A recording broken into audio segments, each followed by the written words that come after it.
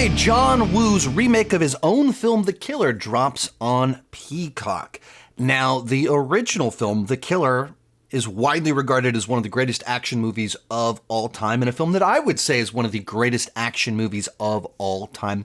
And as much as I talk about action movies on my channel all the time, I haven't really talked all that much about those John Woo, Chow Yun-fat team-ups, his heroic Bloodshed trilogy of films. There's actually more than 3 films they did together, actually, but the 3 that people really think about: Better Tomorrow, The Killer, Hard Boiled. And those are movies that I adored and watched all the time back 25 years ago. And I was just huge into Hong Kong cinema. And normally when I talk about that, it's in reference to Jackie Chan. But it wasn't just Jackie Chan at all. That was just that was kind of my on-ramp, because he was the first to really kind of transition over with Rumble in the Bronx. But that opened this whole floodgate of me kind of discovering all this stuff. And one of those things I discovered was John Woo's Hong Kong films, one of them being The Killer. And with the remake coming out, it seemed like an opportunity to discuss one of the greatest action movies of all time and hopefully point some of you to go check out this film. That if you like action movies and you're not familiar with John Woo's Hong Kong work, after he did Hard Boiled, he transitioned over to the United States and then did, Hard Target and Mission Impossible movie and all of that. But his action classics are the ones he did in Hong Kong, one of them being The Killer. So just wanted to discuss why it is one of the greatest action movies of all time. So essentially, John Woo kickstarted this genre called heroic bloodshed, this subgenre called heroic bloodshed, where it's essentially about these honorable criminals and these unlikely friendships. And so many of them were about male friendship and the relationships that we form that are unlikely, and finding honor in places you don't normally expect to find honor. And they're about these mobsters, these criminals, but the criminal with a heart. And that's kind of at the core of this. The one that kicked it off was A Better Tomorrow, and it was the movie that launched Chow Yun-fat's movie stardom career. And then they did a sequel to that. There's some falling out. And so John Woo ended up kind of trying to do another film in this genre, and he did The Killer. And it's kind of, for the genre, his magnum opus, where it's about a killer that has deep regrets about what he's done. That it's not that he's opposed to killing, but the consequences of his actions, the collateral damage. He carries that weight on his shoulders, and he's somewhat trying to make amends and move on to something better. And at the same time, it's about the relationship he forms with a police officer that is in pursuit of him. They're on opposite sides, but that they start to form this friendship as they realize that they're not actually as different as they initially seem in many regards. And so they start to form a friendship. And then, of course, the other important piece in this is just some of the most dynamic action sequences ever shot. And in particular, if you saw them before seeing kind of The Matrix and some of the stuff that John Woo inspired, I mean, they were like nothing you'd ever seen before. If you compare the action in The Killer to what Hollywood action movies were doing, it's just like on this whole other level. And while Hollywood might have bigger explosions, just the camera work, the framing, the amount of movement and chaos and destruction in every single shot, how quickly edited they are, but in a way where you can see what's happening, not quick cuts to hide what's happening, but quick cuts to emphasize the chaos and destruction that's taking place. When you put all those ingredients together, you just get something that's just a thrilling, exciting action film. So without kind of going too much, I don't want this to be a spoiler review because hopefully many of you haven't seen the film, but the kind of the basic setup of the film, the opening scene, this is the starting point, is that Chow Yun-fat's The Killer accidentally blinds a woman during a hit. He goes in to take these people out, and through kind of the chaos that happens, he has to do a shot very quickly to take out someone that's about to shoot him. And in the process, this singer that's at the place that he's at is in the way of kind of the immediate flash of the gun, very close to the barrel. And so then the flash toasts her retinas, and she goes mostly blind. And he feels kind of deep regret about this. She had nothing to do with anything. She's just this kind-hearted person that he's harmed. And so he starts kind of watching over her, and a romance forms there. And the romance forms essentially because she can't see him. She doesn't know that he's the one that blinded her. And so then he kind of sets in motion this series of events where he's kind of trying to get out of this work, doesn't want it to continue. He wants to, have love with her and be able to do right. So he's trying to get money to get her corneas replaced. That's the setup, the starting point, kind of what's going on. And there's all sorts of things about like male friendship. There's kind of two different friends that Chow Yun-fat's character has. There's the unlikely friendship there. And then there's the one with his handler. And there's kind of this whole plot line about kind of honor and like to what lengths will you go for your friends? And will you forgive them? What do you need to do to make things right?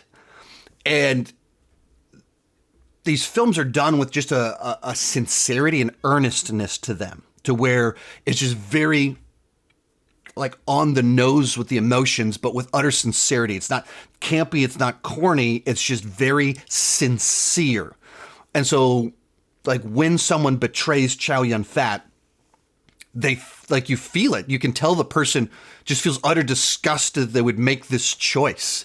And you see that utter disgust on Chow Yun-fat's face. Like it's all about the ways that we connect with people and how we connect with them and how we show them that we care about them and how we try to be a better person and better in our friendships and relations. Like it's about all these kind of different things while also being action packed with some of the wildest, craziest, most dynamic action sequences that you have ever seen. And so it's tough because it's a 35-year-old movie, but also know a lot of my audience probably hasn't seen it. Like if I could go into the specifics of unpacking, if it's the kind of movie I want to do a spoiler review for, I just don't know that would be the best way to talk about it. But yeah, it's like you deeply care about the characters, and it's a movie that's also, while you're rooting for them and you're watching things being formed, it's also in another sense kind of a tragedy that this is always going to be a life of pain. If you decide to live in a world of violence and death, violence and death will surround you. And so there's also a tragic element to the entire thing with the way that it plays out all the way kind of to the end of it. It kind of keeps you guessing in a way that feels earned. Like if you tie into the themes they're exploring, the character arcs that they're setting up, and the different plot points that are in place, it ends on this very kind of somber note, while at the same time completing the arcs in a manner where you're like, it feels satisfying. It feels right. It feels earned. It feels like ultimately what has to be the logical conclusion to what's taking place in this film. So if you haven't seen it, I highly encourage you to check it out. It's not the easiest movie to find. The distribution here in the United States isn't the best. So like I had to order a copy, and it wasn't the cheapest movie to order to rewatch it over this last week. But I'm so glad that I did. All my old copies were either VHS or were stolen from me. I had my wife and I were robbed like over 15 years ago, and I lost a lot of my, like probably 100, 200 movies were stolen from me. And some of my John Woo movies were stolen from me, but they're on DVD, so I finally have it on Blu-ray. Or did I get the Blu-ray? I might not have even gotten the Blu-ray because it was so expensive. So I had to get the also very expensive DVD, but not as super expensive. But highly encourage you to check it out. Of just like a movie that I'll say that. End on this note. More as I watched this film, rewatched A Better Tomorrow, and thinking through even several of the Indian films, the Bollywood, Hollywood films that I've filmed, the Tamil films that I've filmed, films that I've watched, they explore male friendship in a way that Hollywood simply doesn't. They just don't make movies like this about male friendship. And so when you watch a movie that just shows these people that deeply care about one another, will sacrifice for each other in just this very sincere, earnest way.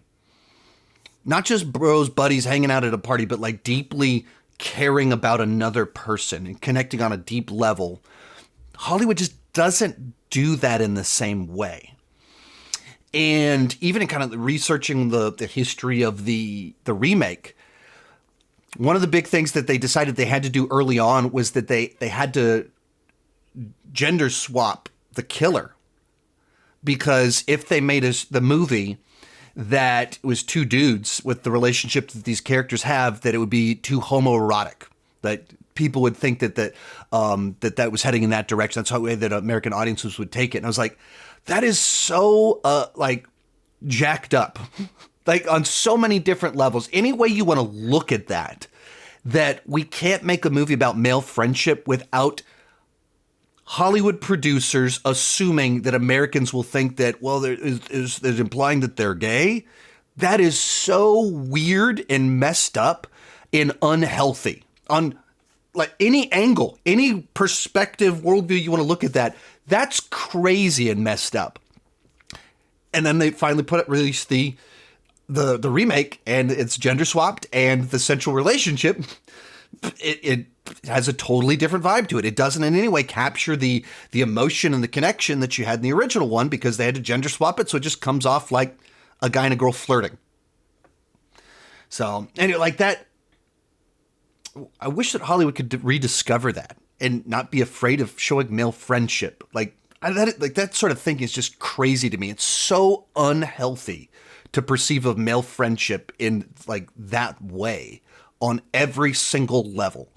So anyway, if you haven't seen it, go watch it. Incredible action sequences that, like, even in light of The Matrix coming afterwards and copying the style overtly, Wachowskis have openly cited that, even so, they're still so raw, vicious, kinetic, and highly encourage you to check it out. And I'll be talking about the new one as well.